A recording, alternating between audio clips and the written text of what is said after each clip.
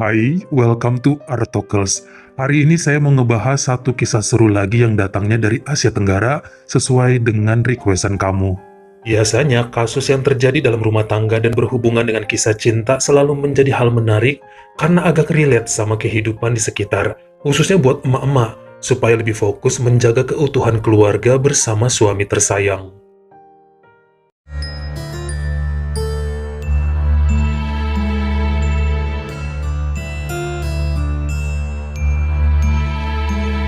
Hari ini saya kenalkan kamu dengan seorang gadis cantik asal Pathum Thani negara Thailand yang bernama Ferrin Kritsapon. Dia lahir tahun 93 dan udah menjadi anak yatim sejak usia 14 tahun. Dirinya dibesarkan oleh sang ibu yang merupakan tukang cuci.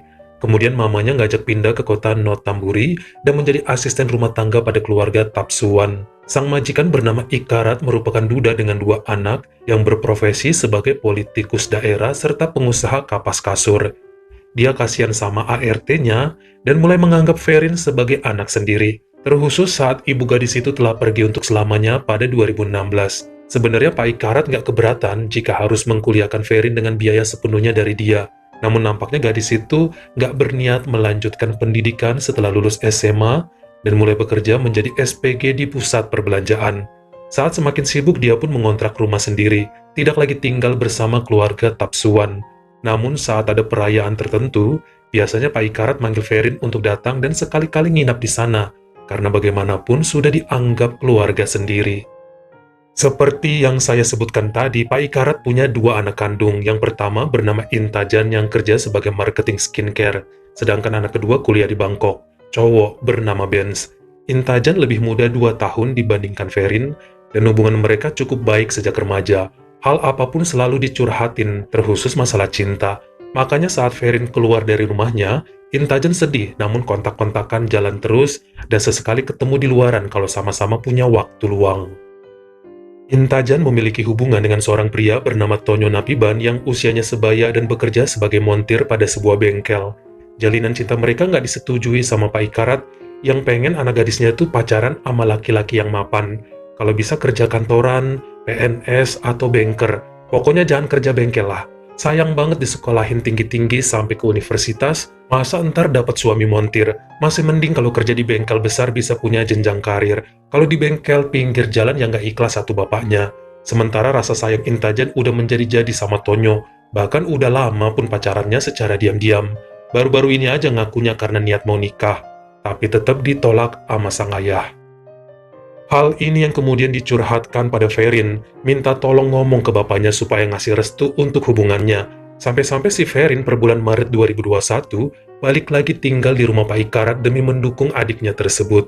Namun masih juga ditolak, malah disuruh cari pacar lain. Sehabis pandemi, Ferrin bekerja sebagai SPG untuk produk rokok dan minuman berenergi hingga dia tuh sering banget pulang malam.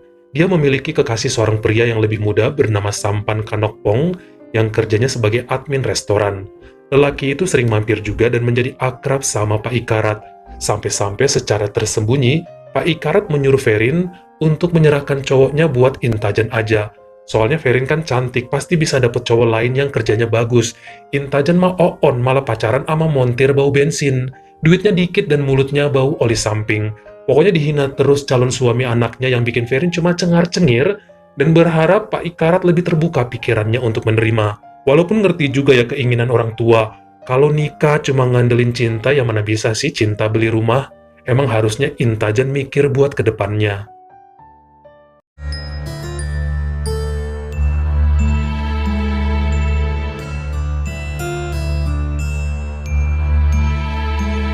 Perselisihan antara Pak Ikarat dan putrinya makin hari makin tajam saat dua kali mengajak calon menantunya ke rumah. Pokoknya nggak setuju, ya tetap aja nggak setuju.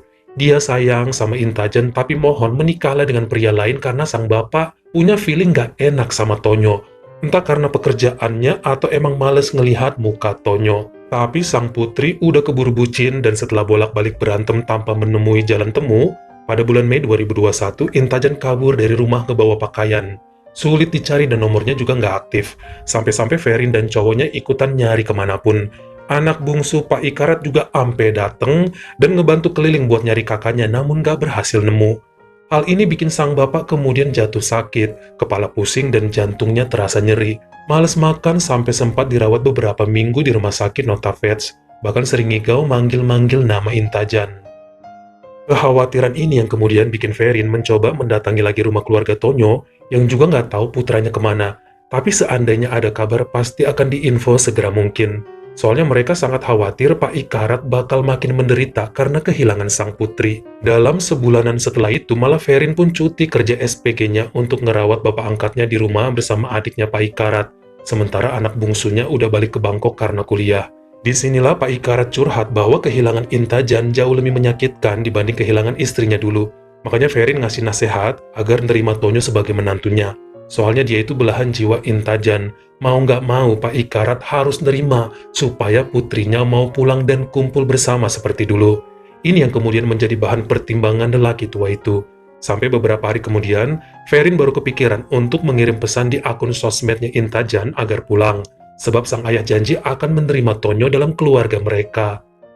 Pesan itu dibuka hampir sebulan kemudian. Pada Juli 2021 akhirnya Intajan pun muncul bersama Tonyo dan ngaku bahwa keduanya sudah menikah sejak 2 bulan lalu saat kabur dari rumah di hadapan pemuka agama. Sekarang mau minta restu dan seandainya diizinkan, bakal melakukan resepsi supaya lebih resmi lagi. Pak Ikarat minta maaf pada pasangan itu. Dia tersenyum dan acara resepsi nikah pun dilaksanakan pada bulan Agustusnya. Sementara di saat yang bersamaan, ternyata Ferin dan kekasihnya mengumumkan pada tamu undangan tentang niatan mereka untuk segera melakukan pertunangan. Masih tahun depan sih nikahnya, tapi mau ngenalin sampan dulu ya pada rekanan ayahnya sekalian. Pokoknya, Pak Ikarat ngerasa bahagia yang luar biasa malam itu. Setelah kawin, baik Intajan dan suaminya tinggal di sana. Begitu juga dengan Ferin. Sekitar 2 bulan setelah pernikahan itu, yakni pada Oktober 2021, terjadi peristiwa yang cukup mengagetkan saat Intajan jatuh di kamar mandi dan janinnya dikandungnya pun keguguran. Perempuan itu nangis, menjerit dan gak terima saat dokter menyatakan dia kehilangan bayinya, padahal kondisinya pun mengkhawatirkan saat banyak kehilangan cairan merah. Sempat dirawat di rumah sakit, ternyata Intijan pun menyusul janinnya akibat gagal jantung dan kehilangan nyawa saat berusia 26 tahun. Ini benar-benar bikin shock semua orang, karena segalanya terjadi begitu cepat hanya dalam hitungan jam. Pak Ikarat sakit lagi dan dirawat atas peristiwa ini. Begitupun Tonyo dan keluarganya yang terkulai lemas saat harus kehilangan 2 orang tercinta, yaitu istri dan calon bayinya. Kebayang aja kayak kesambar geledek. Baru kemarin mereka semua senang dan ketawa-ketawa, sekarang berubah drastis dengan kepergian Intajan dan calon bayinya. Rumahnya pun jadi hening dan seperti nggak ada nyawa saat Pak Ikarat kembali dalam kondisi bagian kiri tubuhnya lumpuh, dari kepala sampai kaki. Dia terkena stroke akibat kaget kehilangan putri kesayangannya. Hal ini tentu bikin Tonyo bingung, namun untuk sementara nggak bisa meninggalkan mertuanya yang sakit. Dia rawat Pak Ikarat dengan baik untuk beberapa waktu sambil sekali-kali ia balik ke bengkel untuk bekerja. Sementara bergantian sama Ferin yang usahain siang hari ngejaga ayahnya, dan malam kerja jadi SPG rokok mendatangi klub-klub untuk menjajakan dagangannya. Disinilah Ferin nampaknya makin dekat dengan Tonyo karena bagaimanapun mereka kan saudara ipar, mencurhatkan berbagai hal termasuk rencana untuk ngebawa Pak Ikarat berobat keluar kota jika kondisinya belum menunjukkan kemajuan. Ferin baru ngerasa bahwa Tonyo merupakan pribadi yang menyenangkan, enak diajak ngobrol apapun, nyambung dan sikapnya sangat dewasa. Menenangkan jiwa sekaligus bisa sebagai pelipur lara saat menghadapi masalah rumit. Pantesan aja ya dulu si Intajan bucin banget meskipun Tonyo miskin harta. Karena omongannya bikin adem serta bikin kita hormat, sebab dia berwawasan luas. Di bulan Desember 2021, Tonyo memutuskan untuk pergi dari rumah Pak Ikarat yang tentu bikin Ferin dan lelaki tua itu sedih. Rumah akan sepi dan kenangan bersama Intajan akan hilang sama sekali. Sampai kemudian ayah mertuanya mohon ya, supaya Tonyo tetap tinggal di sana. Namun nampaknya lelaki itu keberatan. Dia sudah menduda, wajib move on dan gak mau terpuruk dengan bayang-bayang mendiang istrinya. Tonyo masih muda, orang tuanya pun bolak-balik nyuruh buat nyari istri baru karena hidup wajib jalan terus. Tapi karena Ferin dan Ikarat maksa buat bertahan di sana dulu, akhirnya dia mau juga. Bahkan kemudian untuk mengisi kesepian malam di dalam kamar, akhirnya Ferin sering menemaninya di atas ranjang supaya gak terpuruk. Dia senangkan si Tonyo, dipuasin hampir tiap malam, dipadamkan gelora hasratnya supaya lelaki itu betah dan gak kehilangan kasih sayang wanita. Tonyo nggak pernah minta ini itu, tapi Ferin tahu apa yang harus dilakukan supaya adik iparnya tersebut bisa mencapai klimaksnya tanpa harus capek-capek cari pengganti Itajan yang sudah pergi. Dalam beberapa minggu setelahnya, Sampan datang ke rumah keluarga Tapsuan dan sempat ngobrol-ngobrol sama Pak Ikarat serta Tonyo yang ada di sana saat Ferin sedang pergi bekerja. Dia curhat bahwa tunangannya mulai dingin, cuek dan hampir nggak mau ngasih kabar apa-apa. Kalau ditelepon sering di-reject dan kalau diajak ketemuan banyak alasan yang bikin hati Sampan mulai ragu untuk meneruskan hubungan. Bisa-bisa pernikahan mereka batal karena tiap diajakin diskusi ini itu buat persiapan selalu Ferin nolak seperti gelagat minta putus. Tonyo dan Pak Ikarat cuma bisa bilang mungkin cewek itu lagi capek dan banyak kerjaan, karena mereka yakin Ferin adalah gadis yang baik dan nggak pernah neko-neko. Walau cantik dan menarik, pasti dia setia dan nggak mungkin berpaling.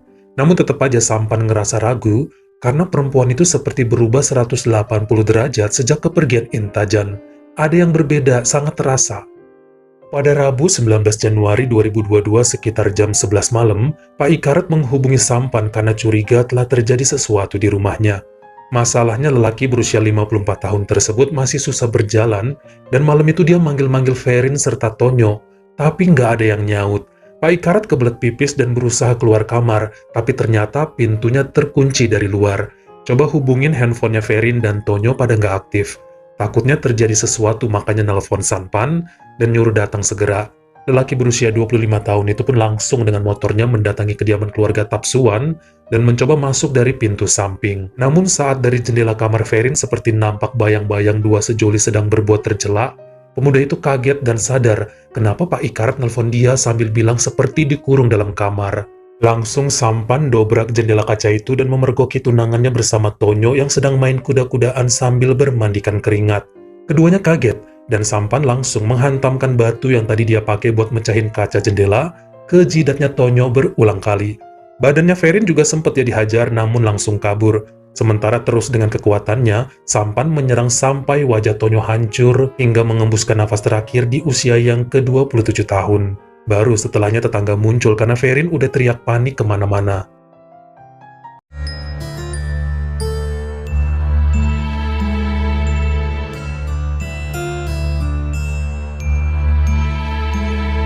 Tentu aja kejadian ini membuat Pak Ikarat kaget karena awalnya dia udah panik terkunci dalam kamarnya sampai pipis di celana karena nggak bisa keluar.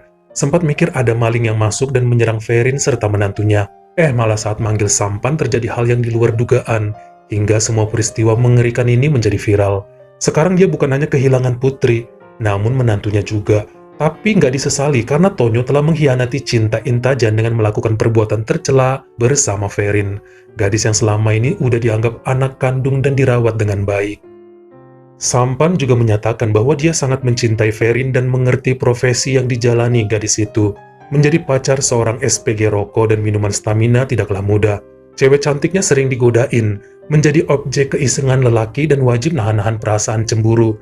Dia percaya 100% sama Ferin yang emang selalu menunjukkan sikap dewasa dan tenang. Walau lebih muda, namun Sampan selalu mengimbangi kekasihnya. Sejak kepergian Intajan, dia mulai curiga ada sesuatu antara Ferin dengan Tonyo. Beberapa kali ngapel ke rumahnya nampak saling lempar senyum terjadi antara ipar beripar itu. Feelingnya nggak enak, terkhusus kemudian Ferin mulai berubah sampai menjauh. Si Tonyo pun yang niatnya mau keluar dari rumah keluarga Tapsuan malah ditahan-tahan sama Ferin.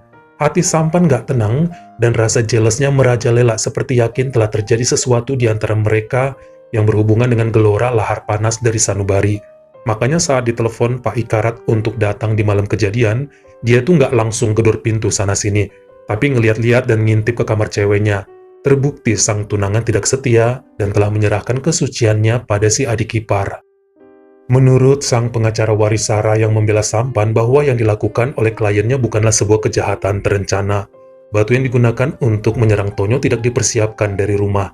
Diambil dari halaman samping yang awalnya dipakai untuk mecahin kaca jendela. Seandainya Ferin dan Tonyo tidak berbuat nakal, mana mungkin diserang. Gak ada asap tanpa api yang bikin semuanya kacau.